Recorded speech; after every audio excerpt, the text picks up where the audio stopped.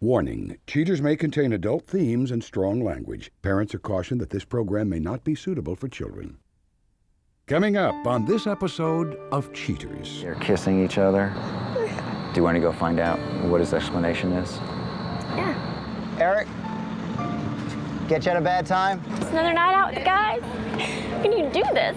Well, wait, I don't know. From Cheaters surveillance cameras, you are about to view actual true stories filmed live, documenting the pain of a spouse or lover caused by infidelity. This program is both dedicated to the faithful and presented to the false-hearted to encourage their renewal of temperance and virtue. Just like he's just trying to keep a big secret from me. I just can't go on anymore. I need to know the truth. I don't like being the one that has to show you this. Oh, Jesus. I asked her about him, and she said nothing was going on. Do you want to confront him? Oh, yeah. Take me there. Yeah, I got him. Hey, go. Go. Get down, camera. Whoa. This is like not how this is supposed Whatever, to work, just John. go. Go with him. I love you. I'm so sorry. Real reality television is brought to you by Cheaters Detective Agency's Private Eyes on Cheaters. Hello, I'm Joey Greco. Thank you for joining me on this installment of Cheaters. Meet Paige Davis, an amiable yet outspoken young lady filled with an uncertainty regarding her boyfriend's routines. In dire need of a qualified advocate, Paige petitions Cheaters to act on her behalf. Paige Davis, age 22, a marketing representative who is worried that her boyfriend may be relapsing back to his devious old ways. Eric and I met at a bookstore. He offered to buy me a cup of coffee, and we just kind of started talking and started hanging out a little bit after that, and we just kind of went from there. He's been through a lot in the past, kind of had, a rough childhood growing up. I think that kind of led him towards a small drinking problem that he's taken under control. The past couple months, it's been kind of, up in the air. I don't know if he's drinking again or if he's seeing someone else. I don't know what it is. He's changed a lot. He's been staying out real late, not calling me as much, and hanging out with the guys. It's not him. It's not really my Eric. Whenever I confront him with a situation of, for example, where he's at or where he's been, he gets cold and he tries too hard, I think, to explain things. If the detectives do catch Eric cheating, I'll be very upset. I'm gonna try not to cry. I don't want him to blow it off. I want him to know that I'm very hurt and very upset. I don't want him to throw anything in my face about acting ridiculous. It's gonna be shocking. I really hope that's not the case. If you suspect infidelity in your relationship, Cheaters licensed investigators may be able to provide you assistance. Exercise your right to be informed.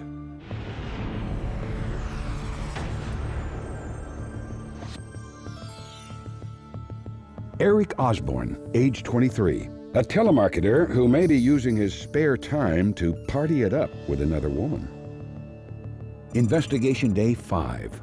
Cheaters investigators are eager to gain valuable information in the case and believe that the suspect, who has been known to visit this particular residence, may decide to stop by. Shortly after initiating the stakeout, inspectors observe an unidentified woman exiting the home and getting into a car. It is not known at this time if this woman has any connection with the suspect. Acting on a hunch, Cheaters agents crank up the engine and follow the woman to see where the trail will lead, maybe to the suspect. After a short drive, the unknown woman pulls into the nearby park.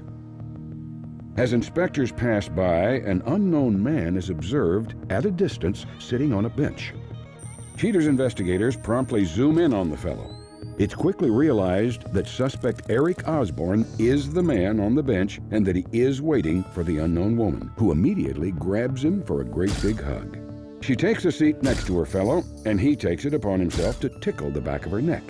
She reciprocates by reeling him straight into her puckering lips. Following a pleasant stroll in the enchanted forest, suspect Osborne and his Empress finally emerge from the foliage after realizing that time has gotten away from them. Suspect Osborne demonstrates his gentility by caressing and squeezing his companion's rump. After reluctantly breaking free from each other, the suspect and his sweetie pie head off in separate directions. Investigation Day 8.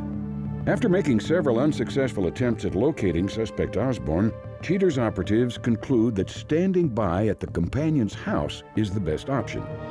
The same black vehicle pulls out of the drive and slowly proceeds down the parkway. Cheaters' PIs have now positively identified her as Danielle Murrell. Cheaters' agents follow the car to the very same park, and without delay, suspect Osborne comes out from behind a thicket of trees. He walks directly to his female companion, who appears to be awaiting his presence with great anticipation. The two commence their groping in broad daylight, unconcerned there may be young children in the vicinity. Cheaters investigators end the day's analysis after suspect Osborne sends his mistress off down the road. Investigation Day 14. Cheaters inspectors once again hang tight at companion Murrell's residence to see what may occur on this muggy afternoon. After waiting for hours, PIs finally witness the woman leaving her residence. Danielle seems to be in a big hurry as she speeds off through the peaceful residential neighborhood. To no one's surprise, she drops by the local park, and suspect Osborne, apparently awaiting her arrival, hops right into her car.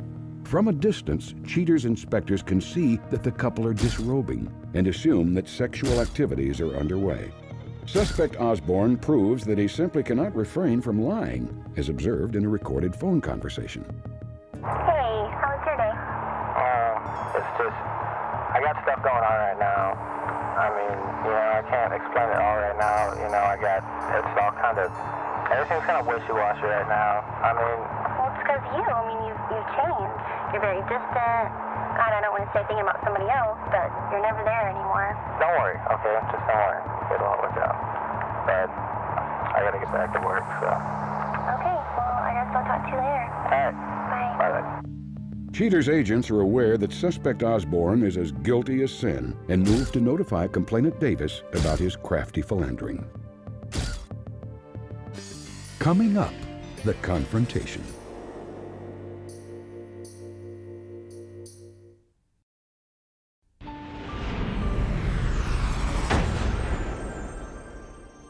With every aspect of the matter now examined, Cheaters calls on Paige to discuss the unsettling details. Intent on securing a solution to her dilemma, Paige readies herself for an unforeseeable outcome. Paige, thanks for coming out tonight. I know the last couple of weeks have been really trying and tough for you. Can you tell us about some of the challenges that you've had with Eric's past? Eric had an alcohol problem. He did go through rehab, and let's hope that he's not drinking again. Mm-hmm. And that's your main concern? That's my main concern, yeah. The reason that we are here this evening, our investigators have some information that they wanted you to see. Are you ready to take a look at that? I guess. Our investigators started on a number of different points. One of the investigators picked up Eric's friend, and she heads to a nearby park, and that's Eric. And we see them greeting, and here he is. He's got his hands all over this girl. The investigators see him on this day, Paige, showing up back to the park. They're kissing each other.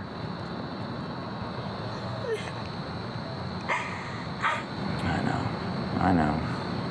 So It's just not him. It's not. I know. I understand. On this day, this time he gets in the car. Oh, Lord. And he goes to a trash can to dump out trash with no clothes on. But I don't want to watch it anymore. It's not even him. It's not even... We know that he's together with this woman again. Do you want to go find out what his explanation is? Yeah. I'm going to call the detective right now. And we'll see where exactly he is. Gomez, it's Joey. What are we looking at? Okay, they're inside the car. Okay, they've been there for about 45 minutes. Okay, we're headed over there right now. All right. Okay, let's go ahead and we'll get back in the truck. My stomach's like a knot. I know that you still care about him because it's affecting you the way it has. Why do you do that to people, though? Well, that's part of the Why can't you just sickness. be honest? It's not going the way that I want it to go, and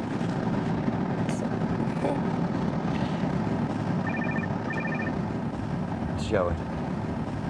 We're just pulling in. Stop the truck. Okay, right here? All cameras out. All right. All cameras Coming out. to get you. All cameras.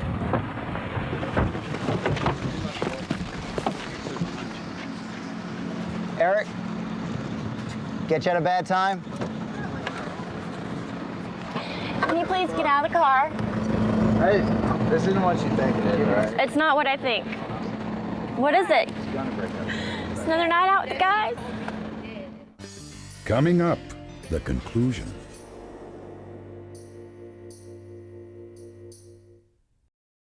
It's not what I think. What is it? It's another night out with the guys? He was gonna break up with her, and that's what he's been telling me. And obviously, So he told you he was gonna break up with her, but yeah, and he then had. he told me he did, and obviously, he hasn't. How can you do this? You don't even have anything to say.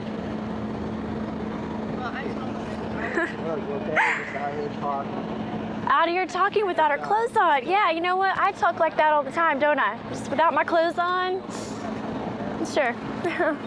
So Eric, do you have any explanation? Well, wait. I don't know. Matt, what? Start with the truth. Why not? You out with the guys tonight? I've been trying. That's not the guys. She stuck with you when all the you hard were times, down. Eric. The challenges that you've been through that we know about. We know Here about I was your upset. I past. thought you were going to be drinking again. Have you been drinking? No, not tonight. Not tonight? Not tonight. No. Do you know that he's been in rehab? No, I did not. He's going through a lot, you know? And we've had a really, no. He's failed to tell me all this. I mean, he even took me to his parents' house. He took you to his parents' house. Yeah. Look, I still love you. You're not my. Do not say that to me. Do not say those words to me again. Would you expect someone that loved you to act that way? You want to get back in the car? We'll be glad to leave, because I'm done. Are you sorry at all? You had to find out this way. Get back to whatever you're doing, okay? We'll get you back in the truck.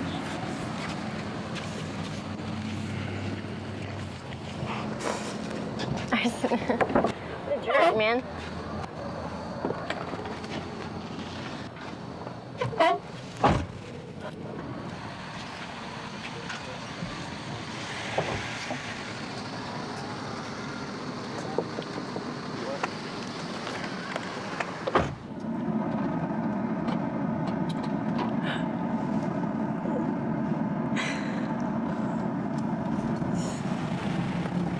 Hey, Paige.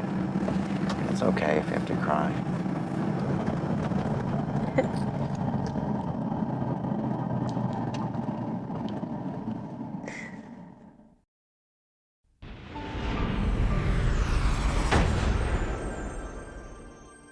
After the confrontation, Paige claims there's no fathomable explanation for her boyfriend's behavior other than a possible relapse into the dark grips of alcoholism. At the end of the show, Cheaters reveals her approach to the days ahead. But next, Cheaters presents Stephanie Dye, an active participant in the Michelle Brissette case. Stephanie comes to Cheaters to explain how both she and Michelle were humiliated by a two-timing man. Stephanie Dye, age 23. Stephanie stops by Cheaters to reveal the events surrounding the confrontation and all the pain that she has endured. When the Cheaters crew and Michelle first came up to me and Eric, I had no idea what to think. I didn't know what was going on until I heard Michelle yelling at Eric, "Why are you cheating on me? Why are you doing this?" And then I realized that not only was he playing her, but he was playing me and making us both look just ridiculous. What the hell are you doing? What the?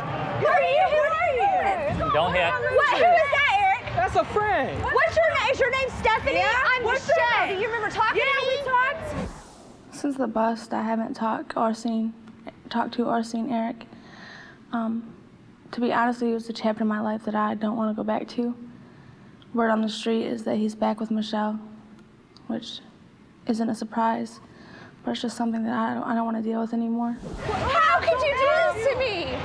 You told me that you loved me, Eric. I do love You told me you weren't messing with her anymore. And here you are again. Tell her you're not messing with me right now. Here we are. Tell us both. Tell her you ain't messing with me no more. Tell her. After the bust, I decided to move to Hollywood, actually the Valley, to find an agent. When I got out there, it was more than I expected. It was really difficult. I wasn't the only one trying to be an actress. After a couple of months, I found myself with no money and really no place to go. So I decided to do anything that I could to make money, and I ended up doing something that I wasn't proud of, some acting that you wouldn't tell your mom about. You're sleeping with me, I'm sleeping with her. You can bring me some kind of disease, and you love me? Who else you got? Why don't you step up to the plate here? Why don't you be a man? What does she have that I don't have, Eric? What? You retired. What does she have that I don't have? Since I moved back, things are a lot better. I've joined a rehab, and I'm also in community theater, and we're about to do a play called Midnight and Five. It's a musical interpretation loosely based on Charles Bukowski's short story. I really enjoy it. It's a step closer to my goal of becoming an actress. I'm a lot more proud of it than previous things that I've done. Shut up! No, you shut up! Look, I want you to look her straight in the eyes and tell her that you love me. I love her. I love Michelle. I love my baby. And you a damn fool. You a liar too. You go ahead and So love get her. lost! I'm already lost. I don't want nothing to do with him. The way I feel about love right now is, I know it's out there. I know there's someone that's right for me. But right now, I'm just looking out for me. And I'm gonna continue to do my community theater, which I know isn't Hollywood, but it's a lot better start than what I started to do when I was in Hollywood. So I definitely feel that there's gonna be someone out there that will feel the other half of my heart. But right now, it's not a top priority. For more information on these and other cases, log on to cheaters.com.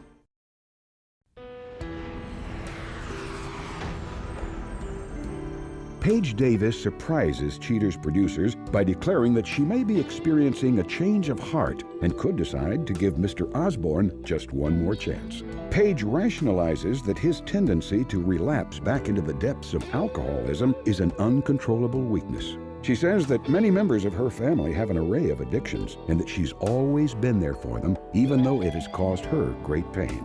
Paige states that she'll need some time to think things over before coming to a final decision. Eric Osborne attempted to give his best interpretation of the events that took place, but has difficulty due to his intoxication at the time producers contacted him. He tried to explain in broken words that when it comes to alcohol, he's an all-or-nothing kind of guy.